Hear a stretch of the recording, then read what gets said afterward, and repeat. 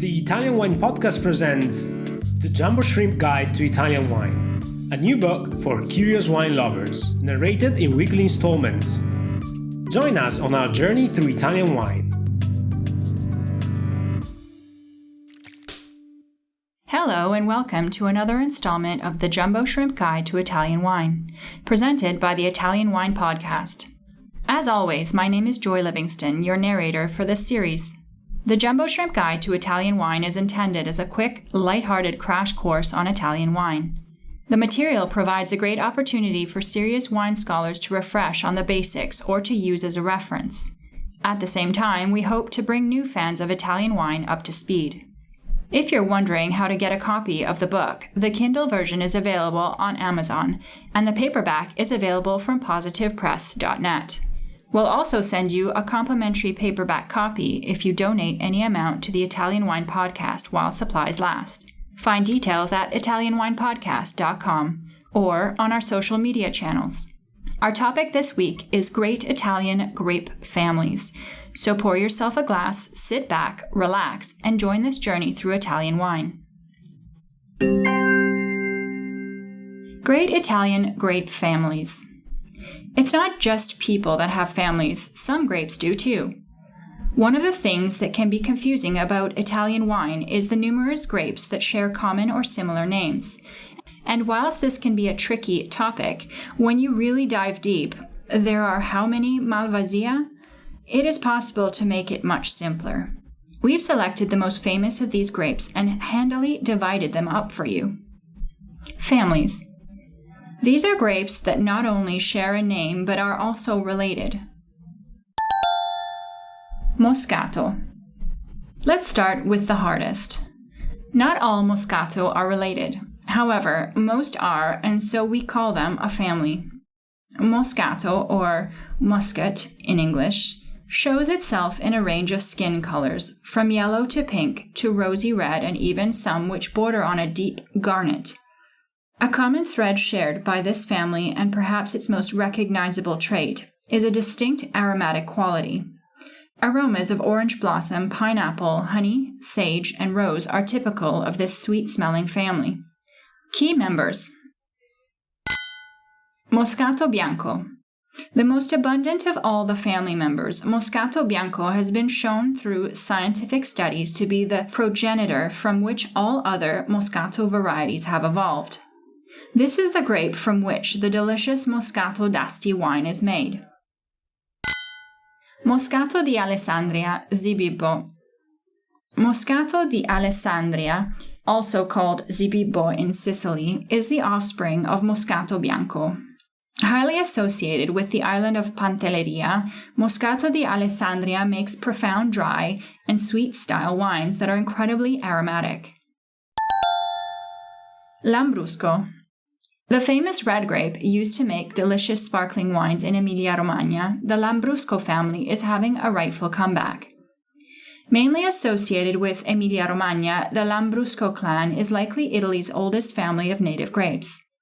Typically made as sparkling reds and occasionally rosatos, these are mostly either dry, secco, or off-dry, semi-secco, but can sometimes be sweet, dolce.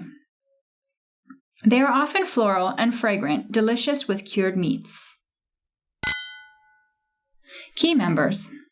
Lambrusco di Sorbara, the oldest member of the Lambrusco family. It is also called Lambrusco della Viola, due to the intense violet aromas of these pale pink, delicately textured wines. It is often blended with Lambrusco Salamino. Lambrusco Grasparossa. It is also known as Lambrusco di Castelvetro, after its birthplace around the town of Castelvetro. This is the powerhouse of the Lambrusco family, rich, deep purple in color with delightfully intense aromas and flavors of black cherry and plum. Lambrusco Salamino. Lambrusco Salamino is the most abundantly planted of all the Lambruscos. Its long but small cylindrical bunches are said to be reminiscent of salame. It is often partnered with Lambrusco di Sorbara, making wines that are said to have the scents of the Sorbara variety. but with the power of Grappa Rossa, the best of both worlds. Groups. These grapes share a name but are not related. Instead, they have gained their moniker from historical or cultural events. Malvasia.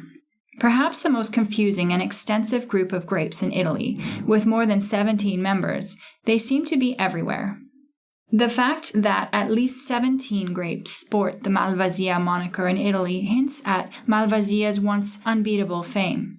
In fact, Malvasia was the best-known wine from the 14th to the 17th century, thanks to the seafaring Venetians, who dominated the Mediterranean Sea and traded Malvasia wine with tremendous success. They were Italy's first brand name before Italy even existed. Key members. Malvasia Istriana White. It produces some of the best dry white Malvasia wines in Italy. As its name implies, it is thought to have originated from Croatia's Istrian peninsula, which belonged to Italy before World War II. Studies show that it is genetically related to Malvasia di Lipari and Malvasia Biancalunga. Mostly found in Friuli, Venezia Giulia, with marginal plantings in Puglia and Veneto, main DOC are Carso DOC, Collio DOC, and Friuli Isonzo DOC. Usually, it gives still dry white wine. Some macerated examples show a fuller body and a more impressive tannic structure. Its wines show a pale color, except if macerated for long periods. Some examples demonstrate a softly aromatic character, which may be attributed to lower yields, doing a pre-fermentation cold soak. Its style ranges from mineral and austere to full-bodied and alcoholic, depending on specific sites. The best are delicately floral and remarkably saline. With time, it develops notes of apricot, peach, and wisteria, and even a Riesling-like diesel note.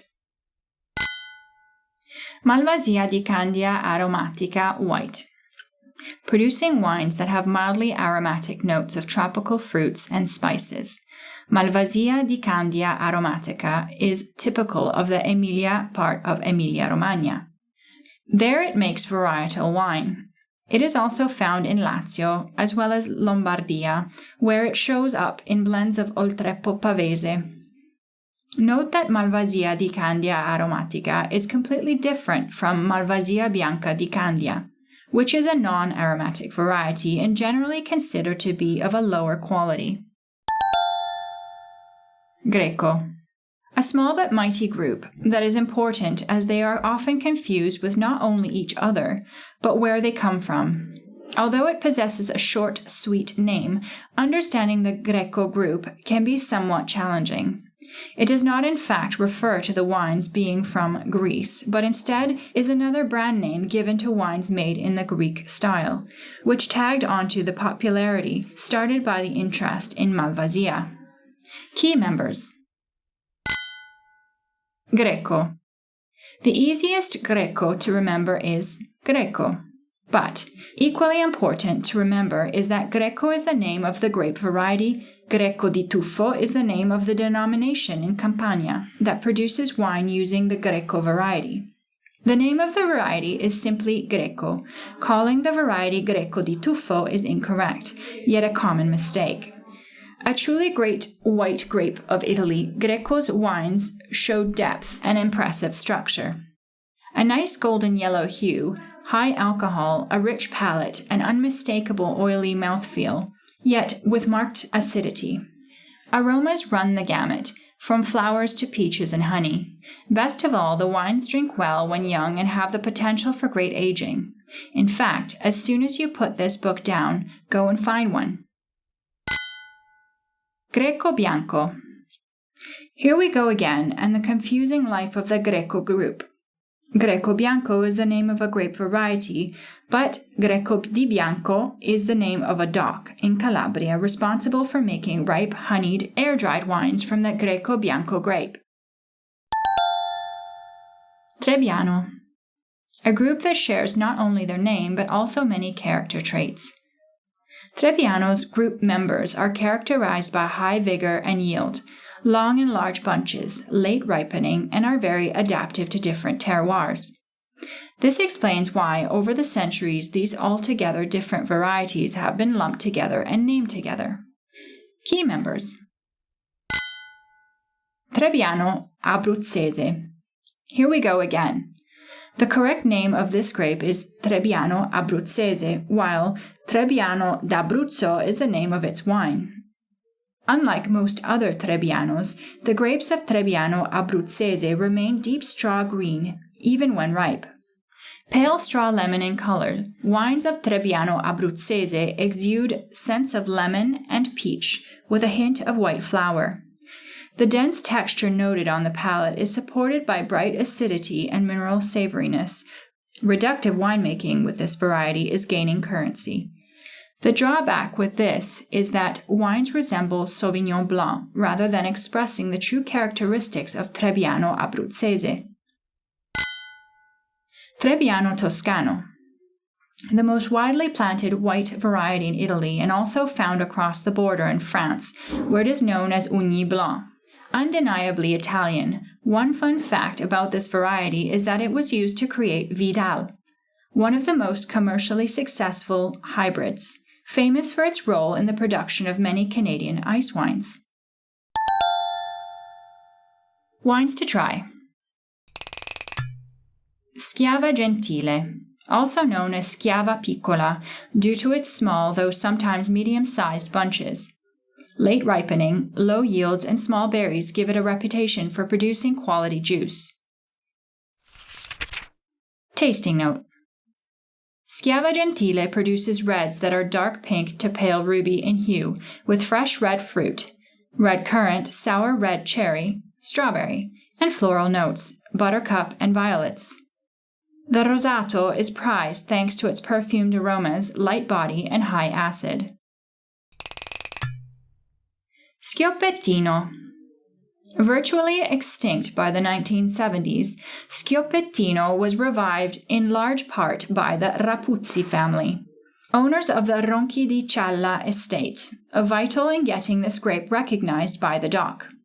The word scoppiettare means to explode, so the grape's name may refer to an explosion of flavor or a propensity for the wine to re-ferment and explode in the bottle in earlier days. It is primarily used in Friuli Colli Orientali DOC, especially in the Cialla and Prepotto subzones. Tasting note. A dry, still, medium-bodied red, high in acid, with aromas and flavors of black currant, black cherry, and characteristic green peppercorn. With age, these wines may develop underbrush and tar notes. Erbaluce. Little known outside the northern Piemonte, this wine has a distinguished past, including having its wines win gold at the Paris Exhibition of 1855, the very same fair that yielded the famous 1855 classification of Bordeaux's Médoc and Sauternes wines. Legend has it that a fairy called Erbaluce, Dawn's Light, bestowed the variety on the people of Calusso as a gift, and the name of the variety has morphed into Erbaluce. Dry and still is the most common style, also made into sparkling and or sweet wines, both late harvested and air-dried. This variety is virtually never blended and oaked examples are uncommon. The Passito wines from air-dried Erbaluce, though rare, can fascinate with elements of honey, fig, almond, and even tropical notes, unusual for wines grown at this latitude. It's used in Erbaluce di Calusso, Calusso DOCG, Canavese DOC, Colline Novaresi DOC, Coste della Sesia DOC. Tasting note. Pale lemon with green tinges, the grape's high acidity results in very fresh, crisp, mineral-driven wines. Aromas include white flowers, nuances of apricot, and very faint notes of green grass. All around